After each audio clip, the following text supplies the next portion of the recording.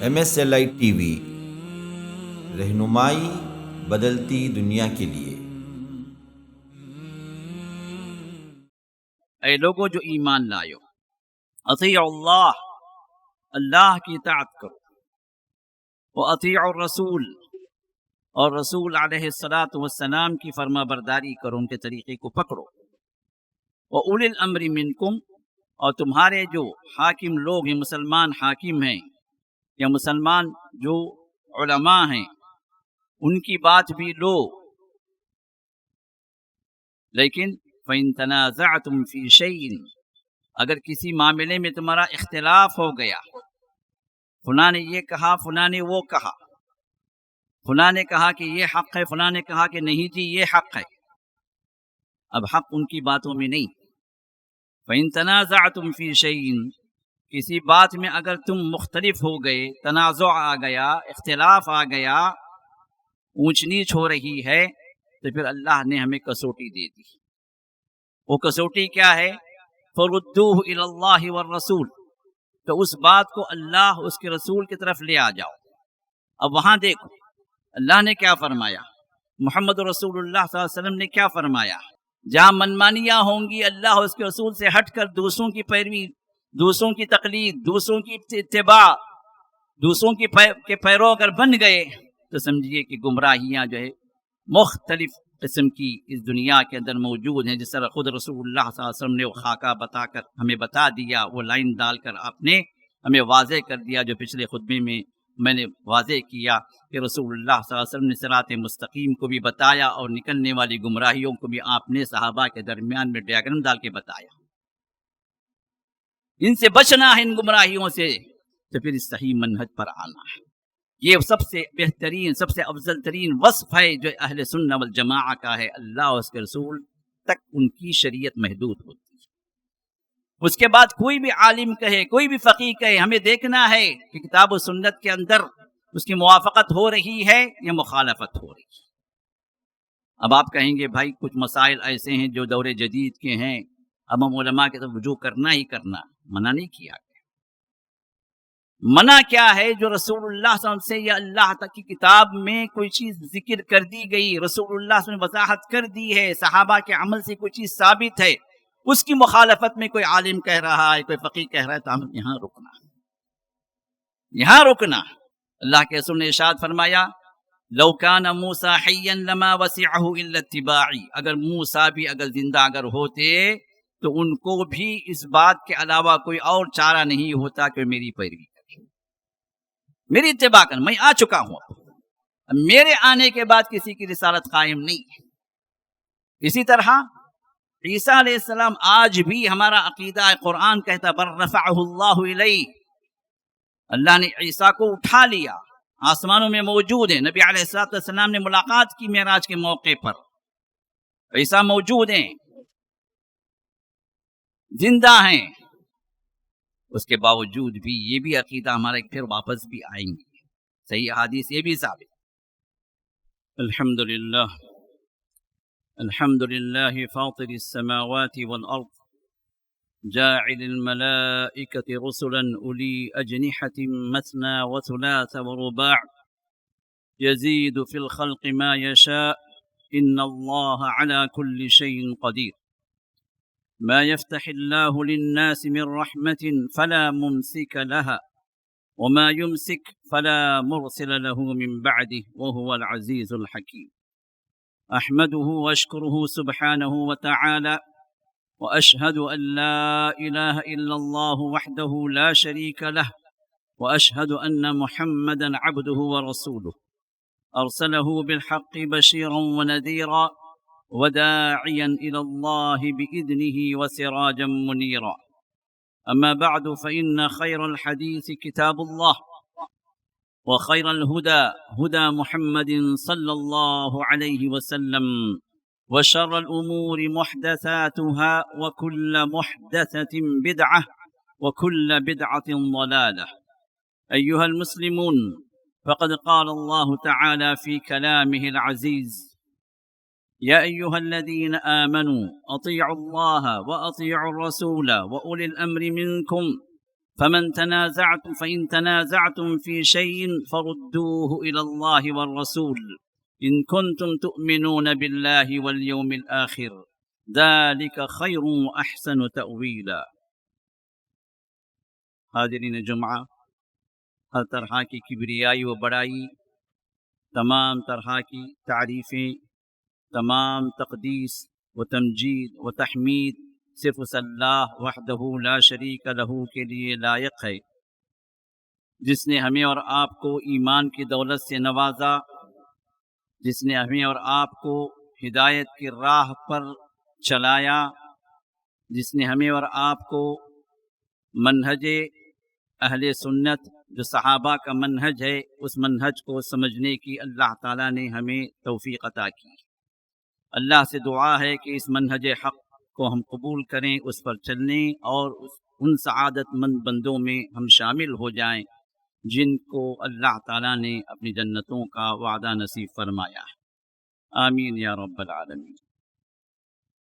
پچھلے 2 خطبوں سے ہم نے آپ کے سامنے اہل سنت والجماعت کون ہیں، ان کے نام کیا ہیں اور ان کا طریقہ کیا ہے اور ان کا منہج کیا ہے، کن کو اہل سنت والجماعت حقیقت میں کہا گیا، حقیقی اہل سنت والجماعت کون ہیں، اور نام کے اہل سنت والجماعت جو ہمارے درمیان میں ہیں وہ لوگ کون ہیں، ان کی وضاحت کی گئی۔ اور پچھلے خطبے میں اہل سنت والجماعت کا عقیدہ اور ان کا منہج کیا ہے، اس سلسلے میں کچھ باتیں آپ کے سامنے آئیں۔ تو آج کا خطبہ اسی کا تسلسل ہے جس میں اہل سنت والجماعت کے عقیدے اور منہج کے ساتھ ساتھ ان کے اوصاف، ان کی صفات کیا ہیں، جس کو دیکھ کر آپ سمجھ سکتے ہیں یا کہ ہمیں اس راہ پر ہمیں چلنا ہے یا اس طریقے کو ہمیں اختیار کرنا ہے، ان عقائد کو اور ان اخلاق کو، ان کردار کو اور ان اعمال کو ہم اپنے زندگی کے اندر لانا ہے، اس پر ہمیں غور و فکر کرنے کی ضرورت ہے۔ پچھلے خطبے میں جو باتیں آپ کے سامنے آئیں اس میں کہ اہل سنت الجماعت در حقیقت یہ سلف صالحین ہیں، یہی وہ لوگ ہیں جن کی پیروی کرنے کا ہمیں رسول اللہ صلی اللہ علیہ وسلم کے بعد حکم دیا گیا۔ خلفائے راشدین اور صحابہ کی جماعت یہی اصل میں اہل السنہ ہیں جو سنت کو تھامے ہوئے چلے، اور الجماعہ اور حق پر رہنے والی یہ جماعت رہی، اور انہی کی تعریفیں اللہ تعالیٰ نے کتاب اللہ کے اندر کی ہیں، اپنی کتاب کے اندر، اپنے قرآن کے اندر، اور ان کے طریقے پر جو بھی چلے ومن تبعہم بإحسان، اخلاص کے ساتھ جو بھی ان کے راہ پر چلے ہیں، یہ سب اہل سنت والجماعت کے اندر داخل ہیں۔ اور یہ وہ لوگ ہیں جب اللہ تعالیٰ کی کتاب سے یا محمد رسول اللہ صلی اللہ علیہ وسلم کی صحیح احادیث سے کوئی بات آ جاتی ہے تو پھر وہیں وہ رک جاتے ہیں، اللہ اس کے رسول کی بات کے آگے کسی اور کی بات کو نہیں لیتے۔ جہاں بات اللہ اس کے رسول سے ثابت ہو گئی، ان کے عقیدے میں بھی وہ بات آ گئی، ان کے عمل میں بھی وہ بات آ گئی، اور یہی وہ بات ہے جو اللہ تعالیٰ نے سورۃ النساء میں ارشاد فرمایا، جو آیت میں نے خطبے کے شروع میں پڑھی، جس میں اللہ نے فرمایا یا ایھا الذین آمنوا، اے لوگو جو ایمان لائو، اطیعوا اللہ، اللہ کی اطاعت کرو، واطیعوا الرسول، اور رسول علیہ الصلاۃ والسلام کی فرما برداری کرو، ان کے طریقے کو پکڑو، وَأُولِي الْأَمْرِ مِنْكُمْ، اور تمہارے جو حاکم لوگ ہیں، مسلمان حاکم ہیں یا مسلمان جو علماء ہیں، ان کی بات بھی لو، لیکن فَإِن تَنَازَعْتُمْ فِي شَيْءٍ، اگر کسی معاملے میں تمہارا اختلاف ہو گیا، فلاں نے یہ کہا، فلاں نے وہ کہا، فلاں نے کہا کہ یہ حق ہے، فلاں نے کہا کہ نہیں جی یہ حق ہے، اب حق ان کی باتوں میں نہیں۔ فَإِن تَنَازَعْتُمْ فِي شَيْءٍ، کسی بات میں اگر تم مختلف ہو گئے، تنازع آ گیا، اختلاف آ گیا، اونچ نیچ ہو رہی ہے، تو پھر اللہ نے ہمیں کسوٹی دے دی۔ وہ کسوٹی کیا ہے؟ فَرُدُّوهُ إِلَى اللَّهِ وَالرَّسُولِ، تو اس بات کو اللہ اس کے رسول کی طرف لے آ جاؤ۔ اب وہاں دیکھو، اللہ نے کیا فرمایا، محمد رسول اللہ صلی اللہ علیہ وسلم نے کیا فرمایا، صحابہ نے کس طرح اس چیز کو لیا، کیسے انہوں نے عمل کیا. تو نبی علیہ الصلوۃ والسلام کی زندگی کی طرف آ جاؤ، ان کے اقوال اور ان کے اعمال کی طرف آ جاؤ. فردوہ الی اللہ ورسول، کسوٹی یہی ہے، کسوٹی یہی ہے. لوگوں کے اختلافات، علماء کے اختلافات، فقہا کے اختلافات، مسالک کے اختلافات، فرقوں کے اختلافات، یہ سب اپنی جگہ مسلمانوں کے اندر ہوں گے، اور اس کے رسول اللہ صلی اللہ علیہ وسلم نے خبر بھی دے دی ہے ان اختلافات کی. لیکن ان اختلافات سے جو نکل سکتا ہے، جو اہل السنہ والجماعہ کو تھام کر صحیح راہ پر وہ گامزن ہو سکتا ہے، اس کے لیے یہی دو بنیادیں دی گئی ہیں، اللہ کی کتاب اور محمد رسول اللہ صلی اللہ علیہ وسلم سے مروی صحیح احادیث جو ہمیں ملی ہیں. وہاں پر آ جاؤ، فیصلے وہاں پر ہیں، اختلاف کا حل وہاں پر ہے، تنازعات کا سلوشن وہاں پر رکھا گیا. ان کنتم تؤمنون باللہ والیوم الاخر. ہاں، یہ اللہ اور اس کے رسول کی طرف آنے والا کون ہوگا؟ وہ وہی ہوگا جو ایمان والا ہوگا. اللہ اور یوم آخرت پر اگر تم ایمان رکھتے ہو تو تمہارا منہج یہ ہونا چاہیے. صحابہ نے یہی تو کیا، صحابہ نے یہی کیا. ہر معاملے کو، اختلافات ان کے درمیان میں بھی ہوئے، لیکن جب اختلاف ہوا تو پھر ان کے سامنے کوئی آیت پیش کر دی گئی، ان کے سامنے رسول اللہ صلی اللہ علیہ وسلم کا کوئی صحیح قول پیش کر دیا گیا، تو پھر تمام اختلافات اپنی جگہ پر آ گئے، اللہ کے رسول کی طرف آ گئے، حدیث کی طرف آ گئے، اس منہج کی طرف جو اللہ نے ہمیں جس کی طرف اشارہ کیا. یہی وہ چیز ہے جو آج ہمارے معاشرے کے اندر بھی ہمیں امپلیمنٹ کرنا ہے. ان اختلافات کا حل، ہزاروں اختلافات ہیں، ہزاروں فرقے ہیں، اگر صحیح منہج پر اگر آپ آ گئے، وہ منہج جو منہج صحابہ تھا، وہ راہ جو صحابہ نے اختیار کی، جو اصل سلف صالحین ہیں ہمارے، اگر اس راہ پر اگر آپ آ گئے تو پھر گمراہیوں سے بچ جائیں گے. اختلافات ہمارے نیرو ہو جائیں گے، ختم تو نہیں ہوں گے، کیونکہ وہ تو رہیں گی.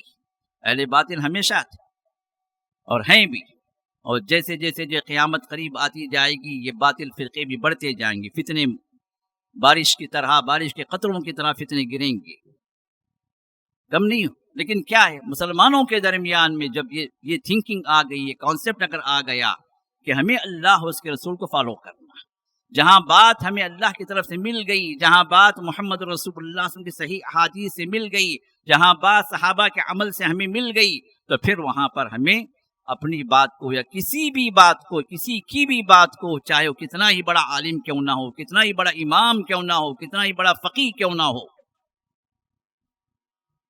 صحابہ کے مقابلے میں ہم اس کو رکھ نہیں سکتے، اللہ کے رسول کے مقابلے میں اس کو نہیں لا سکتے.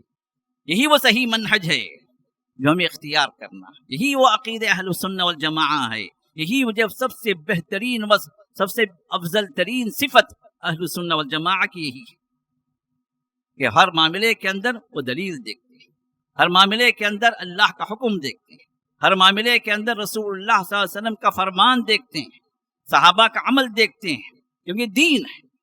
دنیا کے اندر جو منمانی آپ کریں، آپ کو ایک باؤنڈری دے دی گئی، بس یہ نہیں کرنا، یہ نہیں کرنا، یہ نہیں کرنا.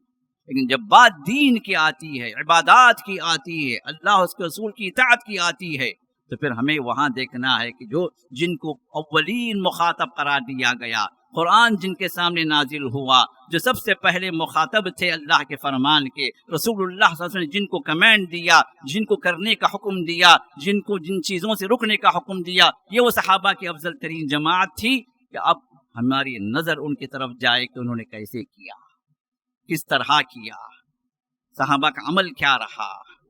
تو پھر یہ اگر آپ کی سوچ میں، آپ کے کانسیپٹ میں، آپ کے عقیدے میں، آپ کے عمل میں اگر اس طرح کی بات اگر آ جائے تو سمجھیے کہ ہم اور آپ اہل السنہ والجماعہ کے راہ پر ہیں. تو صحابہ اور ان کے پیروکار کبھی اپنی عقل کو انہوں نے کتاب و سنت پر فوقیت نہیں دی. عقل کچھ کہتی ہے اور ہر ایک کی عقل مختلف ہے. آپ کی عقل کچھ کہے گی، ان کی عقل کچھ کہے گی، میری عقل کچھ کہے گی. اگر عقل پر شریعت کو رکھ دیا گیا تو پھر ہدایت کی راہ سے بھی ہم نکل جائیں گے. ہر بدعتی کی اپنی عقل ہوتی ہے، وہ کہتا ہے بھائی بہت ہی اچھا کام ہے، بہت اچھی چیز ہے، کہ اس کی عقل یہی کہتی ہے. उनकी अकल कहती नहीं भाई इस तरह का काम करना ये बेहतरीन काम है। हर एक की अकल पर अगर छोड़ दिया जाता तो कोई बिदअती नहीं होता, कोई मुशरिक नहीं होता, क्योंकि सबकी मनमानियां। हिदायत अकल पे नहीं रखी गई, हिदायत की कसौटी रख दी गई। रसूलुल्लाह से इमाम मालिक की मुवत्ता के अंदर रिवायत है जिसका इमाम अल्बानी ने सही कहा है। उस रिवायत में रसूलुल्लाह सल्लल्लाहु अलैहि वसल्लम ने इरशाद फरमाया तरक्तु फीकुम मा इन तमस्सकतुम बिही मा लन तज़िल्लू।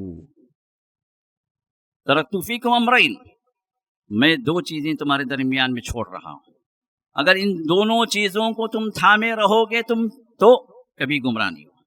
किताब अल्लाह व सुन्नती, ये है कसौटी, अल्लाह की किताब और मोहम्मद रसूलुल्लाह सल्लल्लाहु अलैहि वसल्लम का तरीका जो हमें सही अहादीस से अल्लाह ने महफूज कर दिया। तो हर मामले के अंदर अगर दीन से रिलेटेड है, हलाल और हराम से रिलेटेड है, तो फिर आप आ जाए। यहां देख लें, यहां पर हमें क्या हुक्म मिलता। अकल कुछ भी कहे, लोग कुछ भी कहें, अक्सरियत भाई इस तरह कर रही है, आज दुनिया के अंदर भाई लोग इस तरह कर रहे हैं, इस तरह कर रहे हैं, उनको करने दें। लेकिन हम और आप मुसलमान हैं, हम और आप बाउंडेड हैं शरीयत के अंदर, हमारा लेबल हमको लगाया गया है मुसलमान, मुस्लिमीन, माना है इताअत गुजार, ताबेदार। माना ही क्या है मुसलमान का ताबेदार? किसका ताबेदार? अल्लाह उसके रसूल का ताबेदार। ये ताबेदारी हम जितनी करेंगे उतना हम सही मनहज पर रहेंगे, उतने परसेंट हम जन्नत की राह पर आ जाएंगे। जहां मनमानियां होंगी, अल्लाह उसके रसूल से हटकर दूसरों की पैरवी, दूसरों की तकलीद, दूसरों की इत्तिबा, दूसरों के पैरों अगर बन गए तो समझिए कि गुमराहियां जो है मुख्तलिफ किस्म की इस दुनिया के अंदर मौजूद हैं। जिस तरह खुद रसूलुल्लाह सल्लल्लाहु अलैहि वसल्लम ने वो खाका बताकर हमें बता दिया, वो लाइन डालकर आपने हमें वाज़े कर दिया, जो पिछले खुतबे में मैंने वाज़े किया कि रसूलुल्लाह सल्लल्लाहु अलैहि वसल्लम ने सिराते मुस्तकीम को भी बताया और निकलने वाली गुमराहियों को भी आपने सहाबा के दरमियान में डायग्राम डाल के बताया। इनसे बचना है, इन गुमराहियों से, तो फिर इस सही मनहज पर आना है। ये सबसे बेहतरीन, सबसे अफजल तरीन वस्फ है जो अहले सुन्नत वल जमाअत का है। अल्लाह और उसके रसूल तक उनकी शरीयत महदूद होती है। उसके बाद कोई भी आलिम कहे, कोई भी फ़कीह कहे, हमें देखना है कि किताब और सुन्नत के अंदर उसकी मुवाफ़क़त हो रही है या मुखालफत हो रही है। अब आप कहेंगे भाई कुछ मसाइल ऐसे हैं जो दौरे जदीद के हैं, अब हम उलमा के तरफ रुजू करना ही करना, मना नहीं किया गया।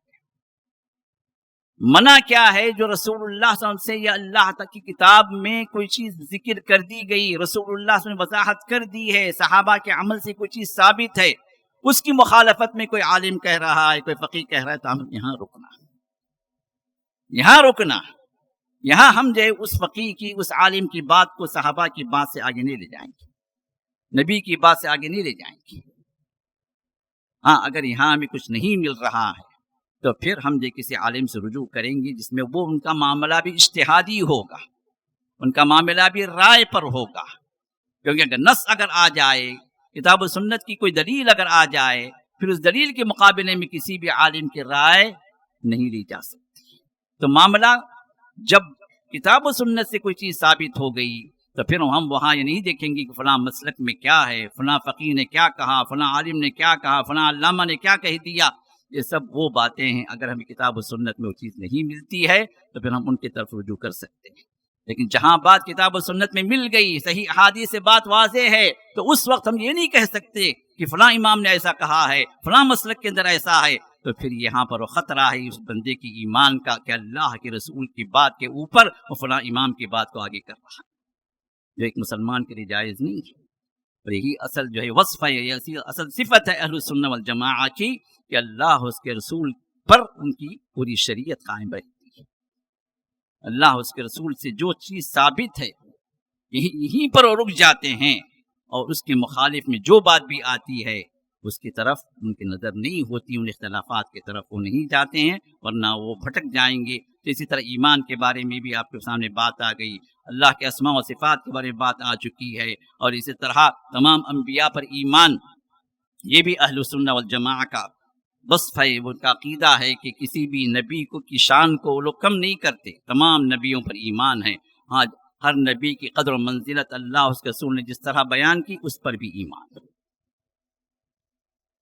انبیاء تمام اللہ کی طرف سے بھیجے گئے ہیں، لیکن ان انبیاء کے اندر اللہ نے بعض رسولوں کو فوقیت بھی دی۔ تلک الرسل فضلنا بعضهم على بعض، جو رسول ہیں جن کو اللہ تعالیٰ نے بعض پر بعض کو فوقیت دی، اور ان میں سے 5 کو اللہ نے چنا، اولو العزم من الرسل، محمد صلی اللہ علیہ وسلم، ابراہیم، نوح، موسیٰ، عیسیٰ، یہ وہ 5 ہیں جن کو اللہ نے اولو العزم من الرسل کہا، عظیمت والے، بڑی شان والے یہ رسول ہیں۔ رسولوں میں بھی ان کا مرتبہ زیادہ، اور ان میں بھی رسول اللہ صلی اللہ علیہ وسلم امام الانبیاء بنایا گیا۔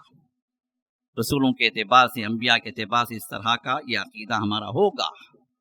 اور یہ محمد صلی اللہ علیہ وسلم کی جب رسالت آئی تو پھر تمام رسالتیں منسوخ ہو گئی۔ اس سے پہلے جتنے انبیاء آئے وہ سب اپنے اپنے زمانے کے لیے، اپنی اپنی قوم کے لیے تھے۔ جب رسول اللہ صلی اللہ علیہ وسلم کی بعثت ہوئی، آپ کو نبی بنایا گیا، پھر اس کے ذریعے سے تمام انبیاء کی رسالت اور ان کی نبوت کو کینسل کر دیا گیا۔ اللہ کے رسول نے ارشاد فرمایا، لو کان موسیٰ حیا لما وسعہ الا اتباعی، اگر موسیٰ بھی اگر زندہ اگر ہوتے تو ان کو بھی اس بات کے علاوہ کوئی اور چارہ نہیں ہوتا کہ میری پیروی کرے، میری اتباع کریں۔ میں آ چکا ہوں، اب میرے آنے کے بعد کسی کی رسالت قائم نہیں ہے۔ اسی طرح عیسیٰ علیہ السلام آج بھی ہمارا عقیدہ ہے، قرآن کہتا بل رفعہ اللہ الیہ، اللہ نے عیسیٰ کو اٹھا لیا، آسمانوں میں موجود ہیں۔ نبی علیہ السلام نے ملاقات کی معراج کے موقع پر، عیسیٰ موجود ہیں، زندہ ہیں، اس کے باوجود بھی یہ بھی عقیدہ ہمارا پھر واپس بھی آئیں گے۔ صحیح حدیث یہ بھی ثابت، وہ نبی تھے، رسول تھے، آج بھی زندہ ہیں، واپس آئیں گے، زندگی گزاریں گے، پھر ان کی موت ہوگی۔ اس کے باوجود بھی جب تھے تو وہ رسول تھے، اور پھر واپس جب آئیں گے تو رسول نہیں، بحیثیت امتی آئیں گے، رسالت ختم۔ تو یہ رسولوں کے سلسلے میں جو بھی تفصیلات بتلائی گئیں، ہمارا اور آپ کا عقیدہ یعنی اہل سنت والجماعت کا عقیدہ اسی کے مطابق، اپنی منمانیاں نہیں چلیں گی۔ اور رسول اللہ سب آخری نبی ہیں، آپ کے بعد کوئی نبی نہیں، کیونکہ رسول اللہ صلی اللہ علیہ وسلم نے یہ بھی فرما دیا کہ میرے بعد نبوت کے دعوے دار ہوں گے، بلکہ 30 آئیں گے، لیکن وہ سب کے سب کذابین دجالین، سب کے سب جھوٹے، جو بھی دعویٰ کرے گا جھوٹا۔ کیوں؟ انا خاتم النبی، میں نبیوں کا سب سے آخر۔ یہاں سیل نبیوں کے سلسلے پر اللہ نے مہر لگا دی۔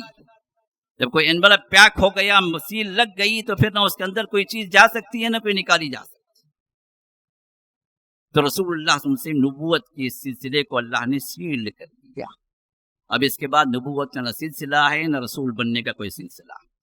اب جو بھی رسول بننے کا دعویٰ کرتا ہے یا کوئی نبی ہونے کا دعویٰ کرتا ہے، نہیں جی میں بھی ہوں، جس طرح قادیانی احمدی دعویٰ کرتے ہیں، یہ لوگ اسلام سے نکل گئے، کیونکہ قرآن کی مخالفت یہ لوگ کر رہے ہیں اور رسول اللہ کی صحیح احادیث کی مخالفت کر رہے ہیں۔ نبوت کا سلسلہ جب بند ہو گیا تو جو بھی آئے گا اللہ کے فرمان میں جھوٹا ہے، اور جس قوم کا نبی جھوٹا ہو تو پھر وہ اہل باطل ہیں، وہ لوگ کفر میں چلے گئے۔ اسی وجہ سے علماء نے ان پر کفر کا فتویٰ لگایا۔ تمام قادیانی، یہ احمدی، یہ مرزائی، جو بھی اپنا نام بتاتے ہیں یہ لوگ، یہ اپنا نبی کو مانتے ہیں اللہ کے رسول کے بعد، یہ سب اسلام کی نظر میں کافر ہیں۔ اسی طرح فرشتوں پر ایمان، فرشتوں پر ایمان کے سلسلے میں بھی اہل سنت والجماعہ جو باتیں بھی کتاب و سنت سے ثابت ہیں فرشتوں کے سلسلے میں، ہمارا اور آپ کا ایمان اس پر ہونا چاہیے۔ بعض لوگ آج کے دور میں نہیں، وہ جو ہے خیر و شر کی جو طاقتیں ہیں اس کو فرشتے اور شیطان کہا گیا۔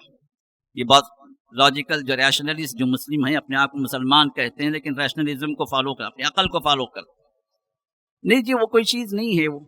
وہ جو نورانی جو بولتے ہیں وہ کیا ہے؟ وہ خیر کی طاقت ہے۔ یہ جتنی بھی شیاطین ہیں، جنات ہیں، یہ بھی کوئی حقیقت نہیں ہے، یہ جو شر کی طاقت ہے۔ یہ اصل میں جو اپنی عقل کی طاقت کو لگا رہے ہیں تو شریعت کی طاقت انہیں سمجھ میں نہیں آتی۔ واضح دلائل ہیں قرآن کے بھی، واضح دلائل ہیں رسول اللہ صلی اللہ علیہ وسلم کے حدیث کے بھی کہ فرشتے مخلوق ہیں۔ رسول اللہ صلی اللہ علیہ وسلم نے ارشاد فرمایا الملائکۃ خلقت من نور والجان خلقت من نار، کہ ملائکہ یہ نور سے پیدا کی اور جنات اور شیاطین یہ آگ سے بنائے گئے اور انسان مٹی سے بنائے۔ مسلم کی حدیث سے واضح ہے۔ اور اللہ تعالیٰ نے بھی اپنے کلام پاک کے اندر فرشتوں کا کئی جو مقام پر ذکر کیا کہ باقاعدہ مخلوق ہے، بلکہ آج کے جمعے کے حاضری میں بھی یہ لوگ موجود ہیں۔ نظر نہیں آتے، لیکن کوئی چیز نظر نہیں آتی کا مطلب یہ نہیں ہے کہ آپ اس کا انکار کر دیں۔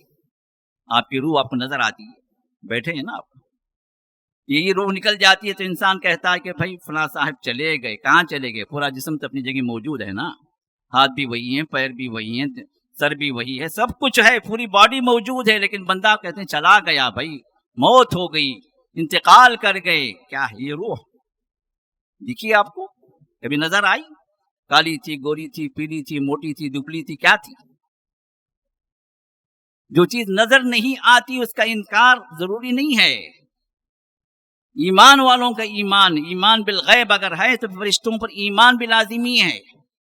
شیاطین اور جنات بھی موجود ہیں، یہ کوئی طاقتیں نہیں ہے، باقاعدہ مخلوق ہے۔ ان مخلوقات کے اندر اللہ تعالیٰ نے ان کو بہت ساری ذمہ داریاں اللہ نے دی ہیں، اس کائنات کو انتظام کے لیے، تدبیر کے لیے اللہ تعالیٰ نے ان کو جو اللہ نے ڈپارٹمنٹ وائز ذمہ داریاں اللہ نے عطا فرمائی۔ جس طرح احادیث سے بات واضح ہے، زمین کے بھی فرشتے ہیں، آسمان کے بھی فرشتے ہیں، عبادات کے لیے خاص فرشتے ہیں، طواف اللہ تعالیٰ کے جو ہے جو بیت المعمور ہے، جس طرح زمین کا کعبہ ہے وہ آسمان کا کعبہ ہے، تو وہاں پر اللہ تعالیٰ کے اس عرش اس جو ہے بیت معمور کا طواف کرنے کے لیے اللہ تعالیٰ نے 70,000 فرشتوں کو ایک وقت میں اللہ نے لگایا ہے، جو اتنے کثرت سے ہیں، اور آسمان کے اندر اتنی کثرت ان کی ہے کہ رسول اللہ صلی اللہ علیہ وسلم نے ارشاد فرمایا کہ معراج کے موقع پر میں نے فرشتوں کی اتنی کثرت دیکھی کہ 4 انگل مطلب تقریباً 2 انچ کا فاصلہ بھی ایسا خالی نہیں ہے جہاں پر کوئی فرشتہ موجود نہ ہو جو اللہ تعالیٰ کی عبادت میں لگا ہوا نہ ہو۔ یہ کثرت ہے فرشتوں کے آسمانوں کے اندر، اور زمین کے اندر بھی اللہ تعالیٰ نے ہر طرح کے کام کے لیے فرشتوں کو لگائے ہیں، بلکہ ہمارے اعمال کو ریکارڈ کرنے کے لیے بھی 2 فرشتے موجود ہیں جو ہم سے غائب نہیں ہوتے کسی بھی حالت میں۔ اسی طرح اس جمعے کی مجلس کے اندر بھی رسول اللہ نے ارشاد فرمایا جو بندہ جو پہلے ہمارے اپنے احباب جو تاخیر سے آتے ہیں ان سے میں گزارش کروں گا اس حدیث پر غور کریں، اس کی فضیلت کو حاصل کرنے کے لیے کوشش کریں۔ آتے تو ہیں لیکن خطبہ شروع ہونے سے پہلے اگر آ گئے تو یہ فضیلت بھی حاصل ہو جائے گی۔ وہ کیا ہے؟ آپ نے فرمایا کہ جمعے کے دن فرشتے دفتر لے کر، رجسٹر لے کر کھڑے ہو جاتے ہیں دروازوں پر، مسجد کے دروازے پر، جتنے دروازے ہیں وہاں پر فرشتے موجود ہوتے ہیں۔ 10 دروازے 10 دروازوں پہ رہیں گے۔ اب جو بندہ بھی پہلے وقت میں داخل ہوتا ہے، یہ 5 جو ہے گھڑیاں، یہ 5 جو ہے وقت کے اعتبار سے کیٹیگری وائز اللہ کے رسول نے ذکر فرمایا۔ اگر ہم 1 گھنٹہ بھی لے لیں گے تو 1 گھنٹہ خطبہ شروع ہو رہا ہے 12:50 پہ، تو پھر اس سے پہلے 1 گھنٹہ لے لیں، اس سے پہلے 1 گھنٹہ لے لیں، اس سے پہلے 1 گھنٹہ لے لیں، تو 5 گھنٹے پہلے جو بندہ آ رہا ہے اندر، مثال کے طور پر سمجھا رہا ہوں میں، تو رسول اللہ نے ارشاد فرمایا اس بندے کا نام یہ فرشتے لکھتے ہیں، اور وہاں پر لکھتے ہیں کہ اس کے لیے اللہ کے راہ میں 1 اونٹ قربان کرنے کا اجر ہے۔ پھر اس کے بعد کی گھڑی میں، اس کے بعد کے اور میں جو بندہ داخل ہوتا ہے نام لکھا جاتا ہے، ثواب کم ہو جاتا ہے، اللہ کے راہ میں 1 گائے قربان کرنے کا ثواب۔ اس کے بعد کی گھڑی میں نام لکھا جاتا ہے، ثواب لکھا جاتا ہے اللہ کے راہ میں 1 بکرا قربان کرنے۔ اس کے بعد کی گھڑی میں نام لکھا جاتا ہے اور لکھا جاتا ہے کہ اللہ کے راہ میں 1 مرغی جو صدقہ اس نے دی ہے۔ اور اس کے بعد کی گھڑی میں یہ سب سے لاسٹ آور ہے جو امام کے ممبر پر چڑھنے سے پہلے تک کا، اس میں نام لکھا جاتا ہے، اور یہ کہا جاتا ہے کہ اس کے بعد کہ یہ بندہ داخل ہوا جمعے کا اس کو اجر ہے، اور ساتھ میں اللہ کے راہ میں 1 انڈا اس نے صدقہ دیا۔ اب امام جب خطبے کے لیے ممبر پر آ جاتا ہے تو اللہ کے رسول نے ارشاد فرمایا کہ فرشتے اپنے رجسٹر کو بند کرتے ہیں خطبہ سننے کے لیے حاضر ہو جاتے مجلس کے اندر. آپ تلاش کریں، آپ کی مجلس کے اندر اگل بغل میں رہیں گے فرشتے، نظر نہیں آئیں گے آپ، لیکن اللہ کے رسول پر اس صداقت کو ہم قبول کرتے ہیں. اللہ کے رسول نے جو فرمایا اس پر ہمارے ایمان ہے، تو فرشتے ہماری مجلس میں بھی حاضر ہیں. اسی طرح صبح شام کے فرشتے اللہ نے رکھا ہے، ان کی ڈیوٹی لگائی ہے کہ day shift night shift, day shift والے آتے ہیں فجر میں اور نائٹ شفٹ والے آتے ہیں عصر میں، اور یہ ان کو جو ہے اپنا جو بھی جو ہے ریکارڈ ہے، جو بھی جو ہے وہ لے کر چلتے ہیں اور ان کو جو ہے ذمہ داری دے دیتے ہیں. اسی وجہ سے یہ دو نمازیں فجر اور عصر میں یہ فرشتوں کی حاضری کی نمازیں ہیں، جس میں فرشتے موجود ہوتے ہیں. رات کے فرشتے بھی وہاں پر ہوتے ہیں، دن کے فرشتے بھی موجود ہوتے ہیں. اسی طرح عصر کے اندر بھی یہ دونوں فرشتے وہاں پر رات اور دن کے موجود ہوتے ہیں. تو فرشتوں کو اللہ تعالیٰ نے مختلف انداز سے پیدا کیا، ان کو مختلف طاقتیں دی ہیں، ان کے مختلف جو ہے شکلیں اللہ نے بنائی ہیں. شروع کے خطبے کے شروع میں میں نے فرشتوں کے سلسلے میں وہ آیت سورہ فاطر کی پہلی آیت، اس میں اللہ تعالیٰ نے ارشاد فرمایا کہ یہ فرشتے اولی اجنحۃ، کہ ان کے جو پر ہیں، اور یہ پر جو ہے مثنا دو پر ہیں، دو پر ہیں، ادھر بھی دو ادھر بھی دو، یا ممکن ہے ایک ادھر ایک ادھر، دو پر ہیں. ثلاثہ، تین پر ہیں. رباع، چار پر ہیں. اور محمد رسول اللہ صلی اللہ علیہ وسلم نے سب سے عظیم ترین فرشتہ جو جبریل ہے، ان کو جو اللہ کے رسول نے اپنی ان آنکھوں سے 2 مرتبہ اصلی شکل میں دیکھا. ایک مرتبہ تو سورہ مدثر کا جب وحی نازل ہوئی اس وقت، اور ایک مرتبہ معراج کے موقع پر، جس میں رسول اللہ صلی اللہ علیہ وسلم ارشاد فرماتے ہیں، عائشہ کی روایت ہے کہ رسول اللہ صلی اللہ علیہ وسلم نے جبریل کو اپنی اصلی شکل میں 2 مرتبہ دیکھا، اور ان کے 600 پر تھے، 600 پر. اور ان کے پر کی عظمت ایسی ہے، ایک ونگ کی عظمت ایسی ہے کہ آپ نے فرمایا کہ اگر ایک پر وہ پھیلا دیں، کھول دیں، تو یہ پورا افق بھر جائے گا. جہاں تک ہماری نظر جاتی ہے آسمان کے اندر، وہاں تک ایک پر ہے. تو یہ عظمت والے فرشتے ہیں. تو یہ عظمت والے فرشتے، ان کا ذکر قرآن کے اندر موجود ہے، اور اللہ تعالیٰ کے عرش کو بھی قیامت کے دن جو سنبھالیں گے. والملک ثمانیہ فوقہم یومئذ ثمانیہ، سورہ حاقہ میں اللہ نے ذکر کیا کہ 8 فرشتے اللہ کے عرش کو اٹھائے ہوں گے. وَيَحْمِلُ عَرْشَ رَبِّكَ فَوْقَهُمْ يَوْمَئِذٍ ثَمَانِيَةٌ. یہ 8 فرشتے جو اللہ تعالیٰ، کیونکہ مخلوق میں سب سے عظیم ترین جو مخلوق ہے وہ اللہ کا عرش، اس سے بڑی کوئی مخلوق نہیں ہے، اس پر اللہ بلند ہیں. تو اس عرش کو اٹھانے کے لیے اللہ تعالیٰ جو 8 فرشتوں کو رکھیں گے، عظمت والے فرشتے ہیں. تو فرشتوں کا کثرت سے ذکر آیا ہے، اور ان کی جو ہے ان کی جو ذمہ داریاں اللہ نے اس کو بھی ذکر فرمایا، اللہ کے رسول نے بھی ذکر فرمایا. تو ان پر ایمان جس طرح ہمیں قرآن و حدیث میں بتایا گیا ہے، اس پر ایمان لانا یہ ہمارا کام ہے. اہل سنت والجماعت کا یہ وصف ہے، ان کا عقیدہ ہے، ان کے ایمان کا ایک حصہ ہے. اور جن کے نام ذکر کیے ان کے نام پر بھی ایمان لائیں گے. جن کے نام ذکر نہیں کیے گئے اپنی طرف سے نہیں بنائیں گے. اب جن کے نام ذکر ہوئے ہیں، جبریل ہیں، میکائیل ہیں، اسرافیل ہیں، ہم کہیں گے ہیں. ان کی ذمہ داریاں بتائی گئیں، ہم کہیں گے ہم ایمان لائے. موت کا فرشتہ ملک الموت ذکر کیا گیا، ہم کہیں گے کہ ہم ایمان لاتے ہیں، ملک الموت ہے. ہاں، ملک الموت اسرائیل علیہ السلام جو بولتے ہیں یہ ایکسٹرا فٹنگ ہے، اس کی کوئی دلیل نہیں. نہ قرآن میں اسرائیل کا ذکر ہے، نہ کسی صحیح حدیث میں. البتہ بائبل کے اندر اس کو اسرائیل کہا، ان کو اسرائیل کہا گیا، اور شیطان کو عزازیل کہا گیا. یہ سب بوجھ من گھڑت روایتیں ہیں، لیکن صحیح روایت. تو جو نام ذکر کیے گئے ان ناموں کو ہم اپنے طور سے اس پر ایمان لائیں گے. جو نام ذکر نہیں کیے گئے ہم اپنی طرف سے نام نہیں دے دیں گے. یہ کوئی ہمارا بچہ نہیں ہے، بازوگر کی بچی نہیں ہے کہ جو اپنی طرف سے کچھ بھی بلا لے. یہ اللہ اس کے رسول کا دین ہے، اور اس میں جن چیزوں کو اور جن ناموں کو بتایا گیا اس پر ہمارا ایمان ہو، اور یہی جو ہے عقیدہ اہل سنت والجماعت ہے. اسی طرح اس کے بعد کے جو حالات ہیں جن کو ذکر کیا گیا، انسان کے مرنے کے بعد وہ عالم برزخ میں ہوگا، جس کی ایک شکل یہ قبر ہے. اب بعض لوگ عذاب قبر کا انکار کرتے ہیں. بعض لوگ کہتے ہیں ہو گیا، مر گیا بندہ، اب کیا عذاب ہوتا ہے؟ جب قبر کھود کے دیکھو کچھ ملتا ہے کیا؟ دیکھو ہڈیوں کے علاوہ کچھ بھی نہیں ہے، تو کہاں کا عذاب، کسے عذاب ہو رہا؟ یہ سب من گھڑت باتیں ہیں بھائی. تو یہ وہ لوگ ہیں بیچارے جو قرآن حدیث سے واقف نہیں ہیں. قرآن کے اندر بھی اللہ تعالیٰ نے برزخ کا ذکر کیا، کیونکہ انسان کے مرنے کے بعد اس کے اٹھائے جانے تک جو حالت ہے، جو عالم ہے، اس کو عالم برزخ کہا گیا۔ برزخ کا مطلب پردے کی زندگی، جو ہمارے آنکھوں سے پردہ، ہمارے اس جو ہے جو ورلڈلی لائف سے پردہ، اور عالم آخرت کا جو یہ پہلی منزل ہے۔ اور جب آخرت قائم ہوگی، وہ حشر کا میدان قائم ہوگا، پھر سے اٹھائے جائیں گے، تو اس کے درمیان کی یہ زندگی موجود ہے، کیونکہ روح کو موت نہیں ہوتی ہے، موت ہوتی ہے ہمارے جسم کو۔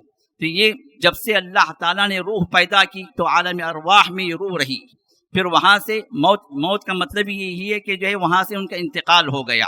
ہم کہتے ہیں کہ بندہ انتقال کر گیا۔ بندہ کیا مطلب انتقال کر گیا؟ کہ یہ روح جو ہے عالم ارواح میں جو تھی، اللہ تعالیٰ نے اس کو عالم الارحام میں منتقل کرتا ہے۔ جب وہ 4 مہینے کا وہ بچہ ماں کے پیٹ کے اندر بن جاتا ہے، تو 4 مہینے کی تکمیل پر روح داخل کی جاتی ہے، یہ عالم ارحام۔ پھر اس کے بعد جب 9 مہینے کی تکمیل ہوتی ہے، کہ جب بھی باہر ڈیلیوری کا مسئلہ ہوتا ہے، کیونکہ اب تو 7 مہینے 8 مہینے بھی باہر کر دیتے ہیں، جب بھی باہر ہوتا ہے بچہ، تو یہ عالم ابدان میں آ جاتا ہے، یہ جسموں کا عالم ہے۔ اب یہاں کی زندگی الگ ہے، یہاں کے احتیاجات، یہاں کے لوازمات، یہاں کی ضروریات الگ ہیں۔ اور پھر اس کے بعد جب یہ روح اور بدن کا اتصال ہوا، یہ کنیکشن ہوا، تو ہم کہتے ہیں بچے میں زندگی آ گئی، بچہ زندہ ہو گیا۔ بچہ باہر آیا لیکن روح نہیں ہے، بچہ مر گیا، مرا ہوا آیا۔ روح کا جب کنیکشن ہو تو پھر یہاں پر یہ عالم ابدان میں اس کی زندگی شمار ہوتی ہے۔ اور پھر جب موت کا وقت آتا ہے تو موت کا فرشتہ جب اس روح کو لیتا ہے تو یہ جسم جو ہے مردہ ہو جاتا ہے، یہ ہے میت۔ لیکن روح میت نہیں، روح انتقال کر گئی۔ روح جیسے جو عالم ارحام سے عالم ابدان میں آئی، بدن والی زندگی میں آئی، عالم دنیا میں آئی، تو وہاں سے اب جو ہے عالم برزخ میں یہ روح منتقل ہو گئی۔ یہ ہے انتقال۔ اب یہ روح کا انتقال کرنا ہم کہتے ہیں موت، جبکہ حقیقت میں کیا ہے؟ صرف انتقال ہے، یہ ٹرانسفر ہو۔ اب یہ یہاں سے اب یہ برزخی زندگی کے اندر یہ روح موجود ہوتی ہے۔ اللہ اس کو جس حال میں بھی رکھتا ہے، وہ روح اپنی جگہ زندہ ہے، وہ روح اپنی جگہ زندہ ہے۔ انشاءاللہ اگر اللہ نے توفیق دی تو جو اولیاء اللہ کون ہیں اور زندہ ہیں یا نہیں ہیں، جو بھی مسائل ہمارے پاس چلتے ہیں، اسی روح سے منسلک متصل وہ بات ہے، انشاءاللہ اس کو میں واضح کروں گا۔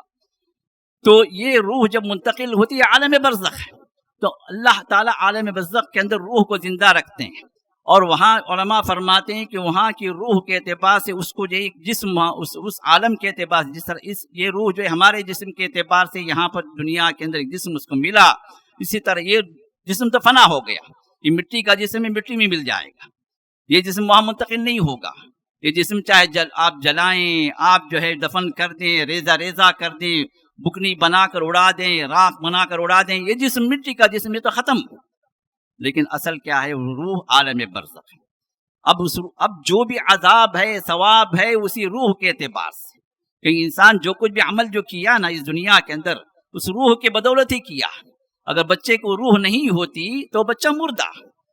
اب جو کچھ بھی ایکشن رہا اس دنیا کے اندر، اسی روح کی بدولت رہا، اسی وجہ سے اسی روح کو اللہ تعالیٰ وہاں پر رکھیں گے، اور روح عالم برزخ میں رہے گی، اور اس کے لحاظ سے وہ جو ہے اس نے جو بھی اعمال کیے ہیں اس کے اعتبار سے سزا ہے یا جزا ہے، اس کی مرتبے کی بلندیاں ہیں، وہ ایک مستقل ایک عالم ہے جس کی تفصیلات احادیث کے اندر آئی ہیں، اور قرآن میں اللہ نے فرمایا وَمِن وَرَائِهِمْ بَرْزَخٌ إِلَى يَوْمِ يُبْعَثُونَ۔ انسان کے مرنے کے بعد اس کے پیچھے برزخی زندگی ہے۔ برزخی کا مطلب ایک آڑ کی زندگی ہے، جو اس دنیا میں رہ کر آپ اس کو جو ہے اس کو دیکھ نہیں سکتے، اس کو محسوس نہیں کر سکتے۔ کب تک؟ جب تک کہ اللہ تعالیٰ ان کو قبروں سے اٹھائیں گے نہیں۔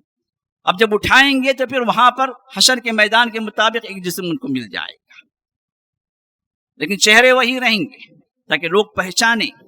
اب عالم برزخ کے اندر بھی اللہ تعالیٰ جو روح رکھے ہیں، تو اس کے لحاظ سے وہاں پر جو ہے ایک مستقل ان کے ساتھ یہ روح کیا ہے؟ یہ جو ہے سوار ہے، جسم کیا ہے؟ سواری ہے۔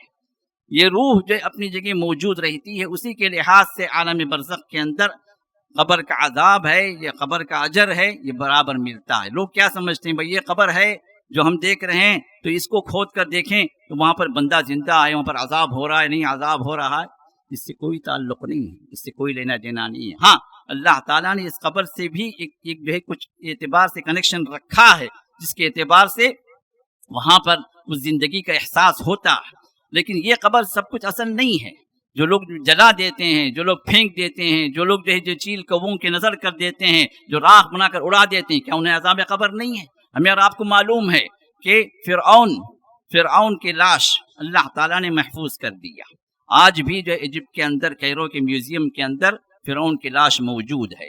لیکن اللہ نے فرمایا فرعون اور آل فرعون کے بارے میں، جب وہ غرق ہوئے، جب جو ڈوب گئے دریا کے اندر، اس عذاب میں اللہ کے مبتلا ہوئے اور مر گئے، تو اللہ تعالیٰ نے ان کے جسموں کو محفوظ کیا. یہ اللہ تعالیٰ کی اپنی قدرت ہے.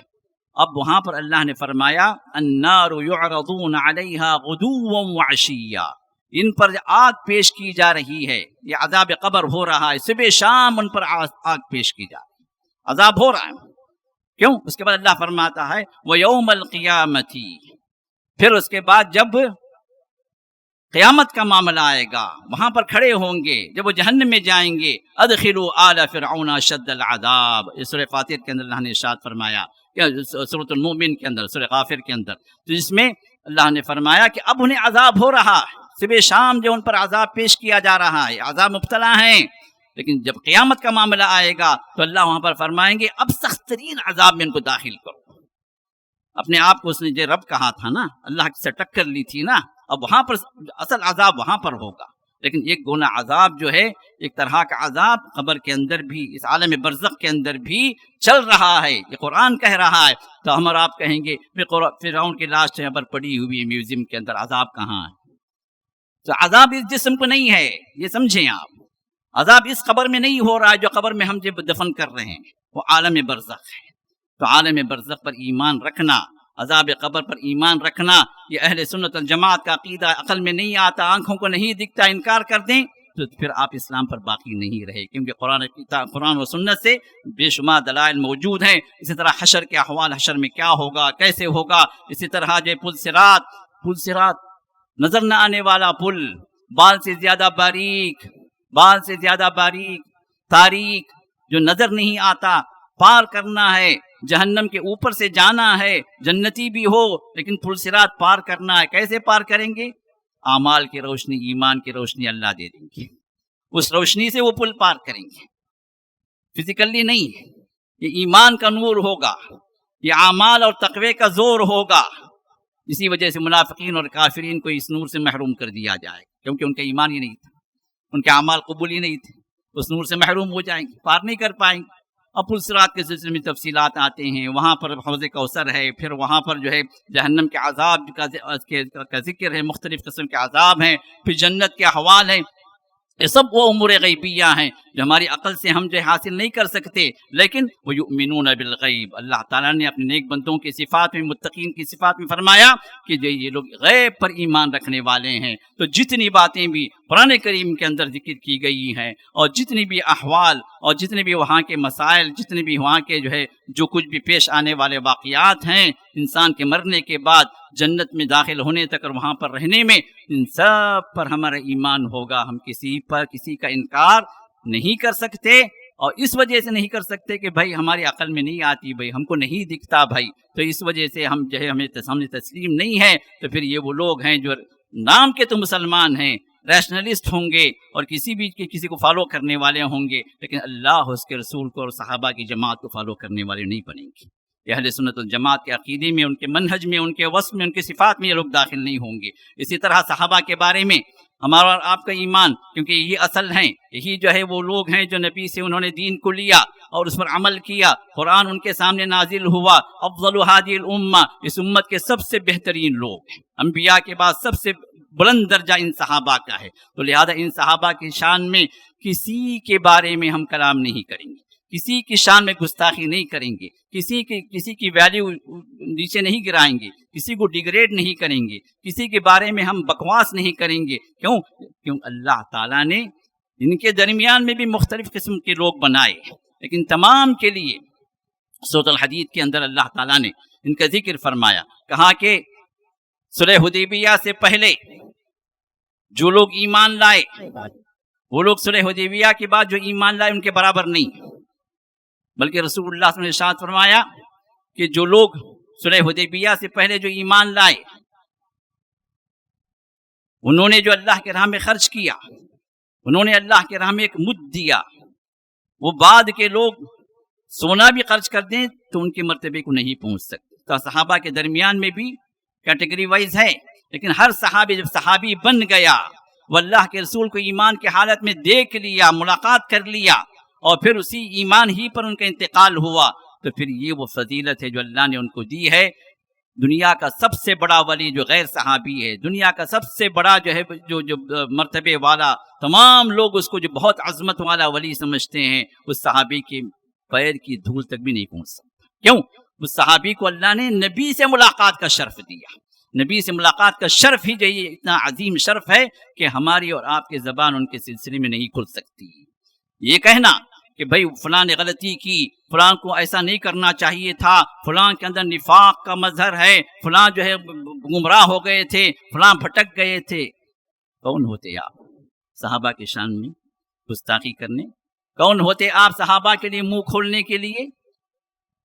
یہ بدبودار منہ ان صحابہ کے سلسلے میں گندگی بکے. ایمان کا خطرہ یاد رکھیں.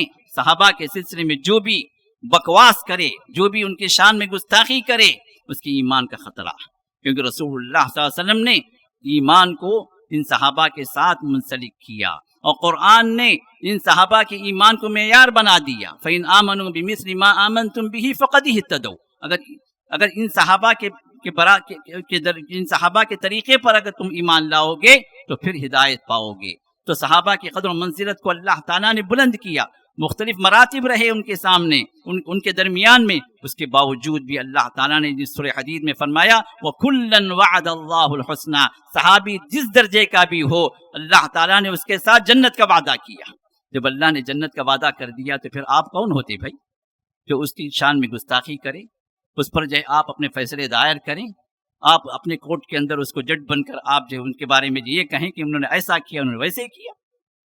ایمان لائیں صحابہ کی عظمت پر. قرآن کہتا ہے، محمد رسول اللہ کی صحیح احادیث نے ایمان کو جوڑ دیا، آپ سے محبت کو جو ہے جوڑ دیا، ان صحابہ سے محبت کو. تو لہذا آج کے دور کے اندر شیعہ تو شیعہ ہیں، وہ رافضہ ہیں، وہ تو اسلام سے نکلے ہوئے لوگ ہیں، ان کو چھوڑ دیں. لیکن ہمارے اپنے مسلمانوں کے جماعتوں کے اندر کچھ لوگ ایسے بھی ہیں جو ان صحابہ کے سلسلے میں یہ بات ان کے ذہنوں کے اندر ہے اور ان کے باتوں کے اندر بھی ہے. بھائی فلاں صحابی نے ایسے کیا، معاویہ نے ایسے کیا، عمر بن عاص نے ایسے کیا، ابو موسیٰ اشعری نے ایسے کیا. کیسے کیا آپ سے پوچھا نہیں جائے گا.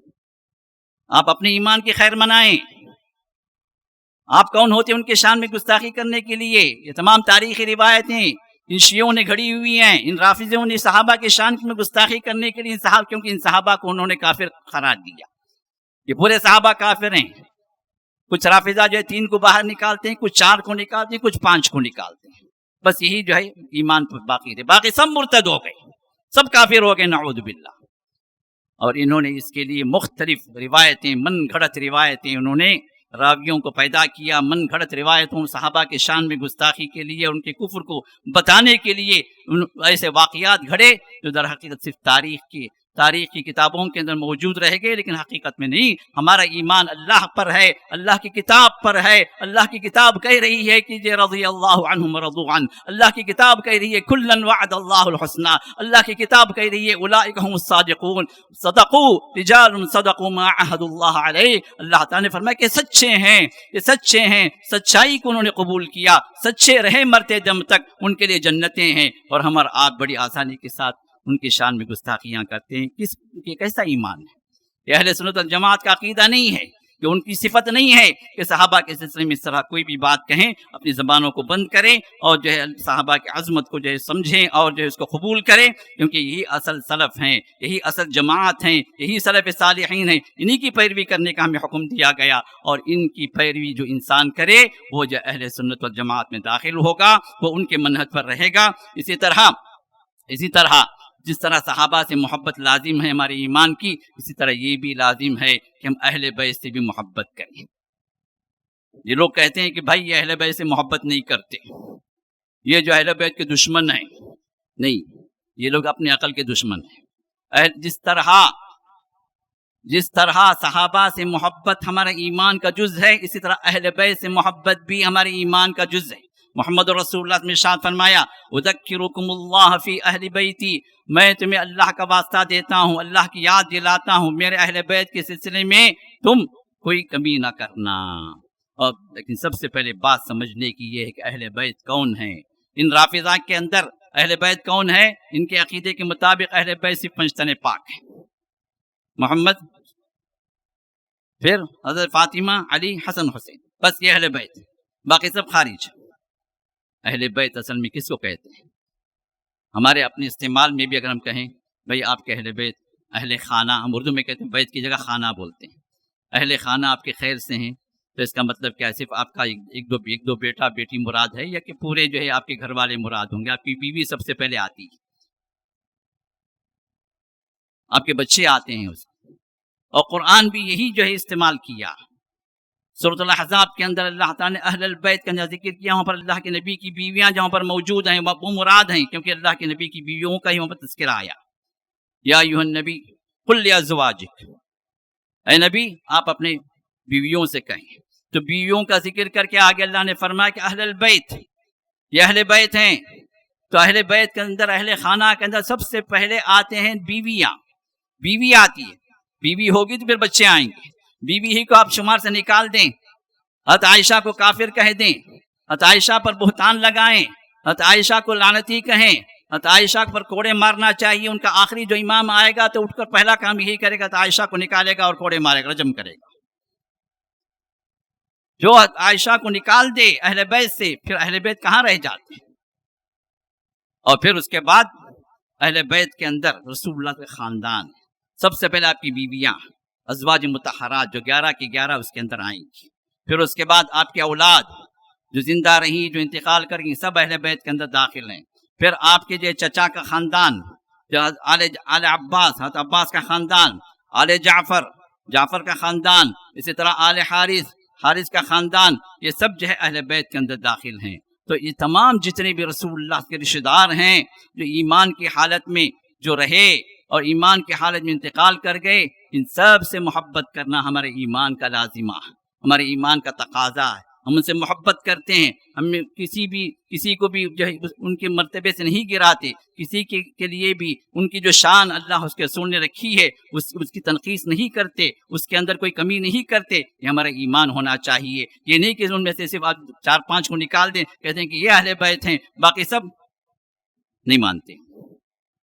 یہ عقیدہ غلط ہے، یہ عقیدہ ان شیعوں رافضوں کا ہے۔ تو اسی وجہ سے اہل بیت کے اندر جو بھی شامل ہے رسول اللہ، اس طرح آل عقیل یہ بھی جو اہل بیت کے اندر داخل ہیں، تو جو بھی جو اس طرح آل علی، حضرت علی کی اولاد، یہ سب اہل بیت کے اندر داخل ہیں۔ تو ان سب سے ہماری محبت ہونی چاہیے، اور جو ہے ان کے سلسلے میں ہمارا احترام ہونا چاہیے۔ جس طرح عام صحابہ سے ہماری محبت ہوگی، اسی طرح اہل بیت سے بھی ہماری محبت ہوگی، اور یہ جو ہے ہمارے ایمان کے اندر داخل ہے۔ اور اسی طرح جو اس منہج پر جو چلے ہیں، ان صحابہ کی جو پیروی کریں ہیں، جو اولیاء ہیں، جو فقہاء ہیں، جو علماء ہیں، جو بھی جو ہے صالحین جو گزرے ہیں، ان سے بھی ہماری محبت ہوگی۔ اور اللہ تعالیٰ نے نبی کے بعد بھی، نبی کو معجزات اللہ نے دیے، لیکن نبی کے بعد جو صحابہ تھے اور اس کے بعد جو بھی جو ہے عظمت والے جو گزرے ہیں، اولیاء گزرے ہیں، تقوی والے گزرے ہیں، بسا اوقات ان سے کرامتیں بھی ظاہر ہوئی ہیں۔ اب لوگ کہتے ہیں بھائی یہ تو کرامت کو مانتے بھی نہیں۔ مانتے ہیں لیکن ماننے کے لیے ہمیں دلیل چاہیے۔ اولیاء اللہ کی کرامتیں موجود ہیں لیکن دلیل کے ساتھ، کیونکہ کرامتوں کا انکار یہ عقیدہ اہل سنت والجماعت میں داخل نہیں ہے۔ ہم اقرار کریں گے، لیکن من گھڑت جو کرامتیں جو بے شمار لوگوں نے بنا رکھی ہیں، ہر قبر کے ساتھ ایک کرامت ہے، ہر جھنڈے کے ساتھ ایک کرامت ہے، ہر کنڈے کے ساتھ ایک کرامت ہے، یہ ہمیں نہیں چاہیے۔ آپ کے کنڈے آپ اپنے پاس رکھیں۔ ہم کرامت تسلیم کرتے ہیں لیکن دلیل کے ساتھ۔ صحابہ کی بعض کرامتیں ہوئی، انشاءاللہ ہمارا جب اللہ نے توفیق دی تو انشاءاللہ ولایت کے سلسلے میں ولی کون ہے، اللہ کا ولی کون ہے اور کرامتیں کیا ہیں، انشاءاللہ اس سلسلے میں بات آئے گی انشاءاللہ۔ اللہ تعالی ہم سب کو صحیح عقیدے پر اللہ تعالی ہم سب کو گامزن کرے، اس پر باقی رکھے، استقامت اللہ عطا فرمائے، ان اہل سنت والجماعت کے طریقے پر ہم مرتے دم تک رہیں، ان صحابہ سے محبت، اہل بیت سے محبت اللہ تعالی ہمارے دلوں کے اندر جاگزی فرمائے، اور اللہ تعالی ہمیں جو ہے ہدایت پر قائم رکھے، اور ہدایت پر ہی اللہ تعالی ہم سب کو واپس بلائے، اور اللہ تعالی ہم سب کو جس طرح ان مجلسوں میں جمع فرما رہے ہیں اللہ تعالی جنتوں میں بھی جمع فرمائے، آمین یا رب العالمین۔ بارک اللہ لنا ولکم فی القرآن العظیم ونفعنی وإیاکم بالآیات والذکر الحکیم، انہ تعالی جواد کریم ملک بر رؤوف رحیم رب الحلیم۔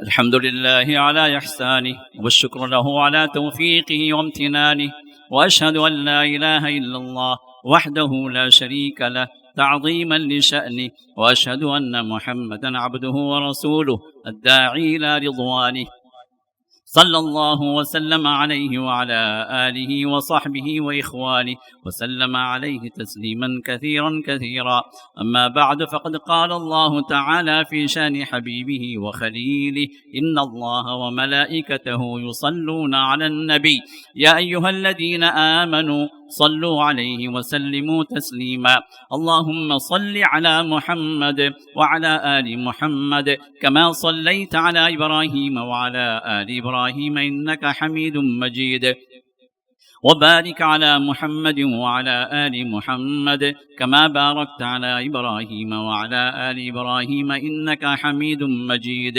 وصل على جميع الأنبياء والمرسلين والملائكة المقربين والصحابة كلهم أجمعين برحمتك يا أرحم الراحمين، اللهم أعز الإسلام والمسلمين وأذل الشرك والمشركين ودمر أعداء الدين واحمي حوزة الإسلام يا أرحم الراحمين، اللهم فرج هم المهمومين من المسلمين ونفس كرب المكروبين وقض الدين عن المدينين واشف مرضانا ومرضى المسلمين وارحم موتانا وموتاهم أجمعين برحمتك يا أرحم الراحمين، ربنا آتنا في الدنيا حسنة وفي الآخرة حسنة وقنا عذاب النار، ربنا لا تزغ قلوبنا بعد إذ هديتنا وهب لنا من لدنك رحمة إنك أنت الوهاب، إن الله يأمر بالعدل والإحسان وإيتاء ذي القربى وينهى عن الفحشاء والمنكر والبغي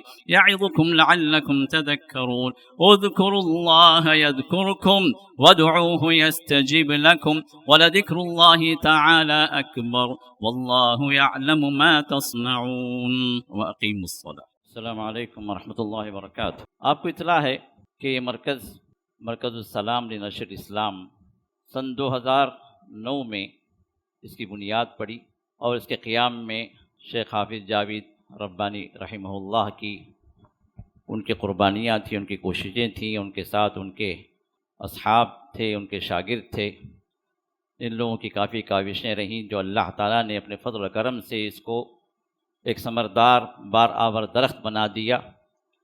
ایک مرکز ایک چھوٹی سی مدت میں، ایک 15 سال کے عرصے میں، جہاں ایک مرکز بھی قائم ہوا، ایک شاندار مسجد بھی قائم ہوئی، اور ساتھ ہی ساتھ مدرسۃ السلام لتحفیظ القرآن کے نام سے ایک مدرسہ بھی قائم ہوا۔ عمومی طور مسلمانوں کے درمیان میں بہت سارے مراکز ہیں، بہت سارے مدارس ہیں، بہت سارے مساجد ہیں، لیکن ان میں اور ہم میں فرق یہ ہے کہ ہمارا مرکز، ہماری مسجد خالص اللہ کے لیے، اللہ کی توحید کو نشر کرنے کے لیے۔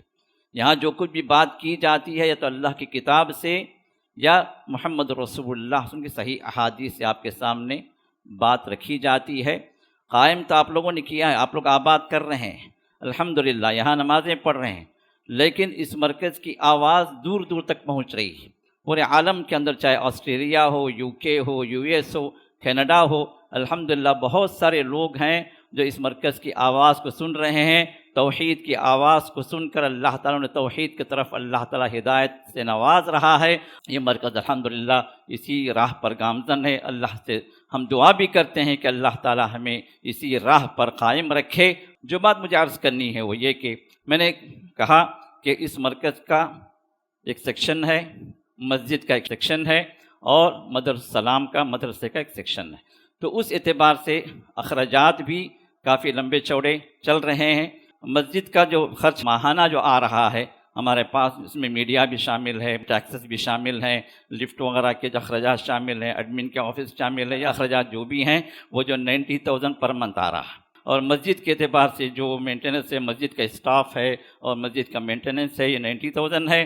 الحمدللہ کچھ تعاون کر رہے ہیں، کرنٹ بل کے سلسلے میں تعاون چل رہا ہے، اس کے باوجود بھی یہ اخراجات وہ ہیں جو ہمارے لیے اوور برڈن ہے۔ مسجد کے لیے آپ جو ہے صدقات و خیرات استعمال کریں، زکوٰۃ کا استعمال نہ کریں۔ اور اسی طرح مرکز جو ہے، مرکز کے اعتبار سے جو اخراجات جو چل رہے ہیں ہمارے پاس، وہ جو ہے تقریباً جو 93,000 ہیں مراکز کے لیے، اور مدرسوں کے لیے علماء نے فتویٰ دیا ہے کہ آپ زکوٰۃ بھی استعمال کر سکتے ہیں۔ اور اسی طرح سب سے زیادہ خرچ جو آ رہا ہے ہمارے پاس وہ ہے مدرسے کا خرچ، جس میں تقریباً 80 طلباء حفظ کی تعلیم انہیں دی جا رہی ہے، اور حفظ کے ساتھ ساتھ انہیں اکیڈمک بھی دی جا رہی ہے۔ ہمارے پاس پڑھنے والا جو بھی بچہ ہے الحمدللہ، جہاں حفظ میں وہ آگے ہے، الحمدللہ اکیڈمک بھی اس کو ساتھ ساتھ مل رہی ہے۔ جب بچہ یہاں سے نکلے گا حفظ کر کے تو وہ حافظ قرآن بھی ہوگا اور 10th کے قابل بھی ہوگا کہ 10th کا ایگزام وہ دے سکے گا NIOS کے ذریعے سے، تو دین میں بھی آگے ہوگا انشاءاللہ، اور دنیا میں بھی وہ پیچھے نہیں ہوگا۔ تو یہ دونوں کو لے کر ہم چل رہے ہیں۔ اور اسی طرح اس نئے اکیڈمک میں ہم جو ہے انشاءاللہ لڑکیوں کا بھی انتظام کر رہے ہیں۔ ایک ایڈیشنل جو ہے الحمدللہ ایک شعبہ ہم قائم کر رہے ہیں، جہاں پر لڑکیاں بھی حفظ کے لیے آئیں گی۔ ڈے اسکول کے اعتبار سے بعد نماز فجر، جس طرح ڈے اسکول ہمارا چل رہا ہے بعد نماز فجر سے لے کر عصر تک، اسی طرح لڑکیاں بھی انشاءاللہ آنے والے اکیڈمک سے انشاءاللہ ان کا بھی انتظام حفظ کے اعتبار سے چلے گا، جس میں ان کو اکیڈمک کی بھی تعلیم ہوگی اور قرآن کے بھی وہ حافظات بنیں گی انشاءاللہ۔ مقصد یہ ہے کہ ہمارے بچے جو ہے وہ دین پر آ جائیں، حافظ قرآن بن جائیں، ساتھ ساتھ ان کو اسکول کی تعلیم بھی برابر ملے، یہ مقصد ہے۔ تو اس اعتبار سے فیسز پر ہم زیادہ زور نہیں دیتے، لیکن ہم آپ سے اپیل کرتے ہیں کہ جو بھی جو اس معاملے میں تعاون کر سکتا ہے، اگر ایک بچے کو بھی کوئی اسپانسر کرنا چاہے تو وہ کر لے سکتا ہے۔ بورڈنگ کے بچے کو اسپانسر کرنا چاہے تو 8,000 ہے، اور جو ہے اسی طرح ڈے اسکول کے بچے کو اسپانسر کرنا چاہے تو 5,000 ہے ماہانہ۔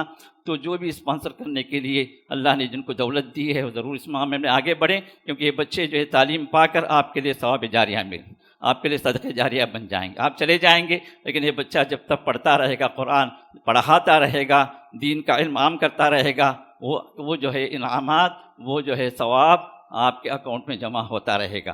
تو لہٰذا ابھی کل جو ہے ہمارے اخراجات جو ماہانہ جو آ رہے ہیں، اور وہ کیا ہے، ماہانہ تقریباً 4 لاکھ روپے کا خرچ آ رہا ہے۔ جیسے میں نے کہا 90,000 جو ہے مسجد کا، اور جو 93,000 جو ہے وہ مرکز کا، اور جو ہے 2,28,000 جو ہے وہ مدرسہ السلام کا ہے۔ تو کل ملا کر 4 لاکھ ہے۔ اب اللہ تعالیٰ جس کو جو توفیق دے وہ آگے بڑھے۔ ہمارے تینوں اکاؤنٹ الگ الگ ہیں، مسجد کا اکاؤنٹ الگ ہے، مرکز کا اکاؤنٹ الگ ہے، اور اسی طرح جو ہے مدرسے کا اکاؤنٹ بھی الگ ہے۔ تو اس اعتبار سے آپ جس میں بھی تعاون کرنا چاہیں آپ کے لیے دروازہ کھلا ہے۔ اللہ تعالیٰ اس مرکز کو قائم رکھے، اس کے کاموں کو اللہ قبول فرمائے، ہمیں اور آپ کو اس مرکز کا مددگار بنائے، اور اسی طرح جس طرح یہاں جمع فرمایا ہے اللہ ہم سب کو اپنی جنتوں میں بھی جمع فرمائے، آمین یا رب العالمین۔ بارک اللہ فیک۔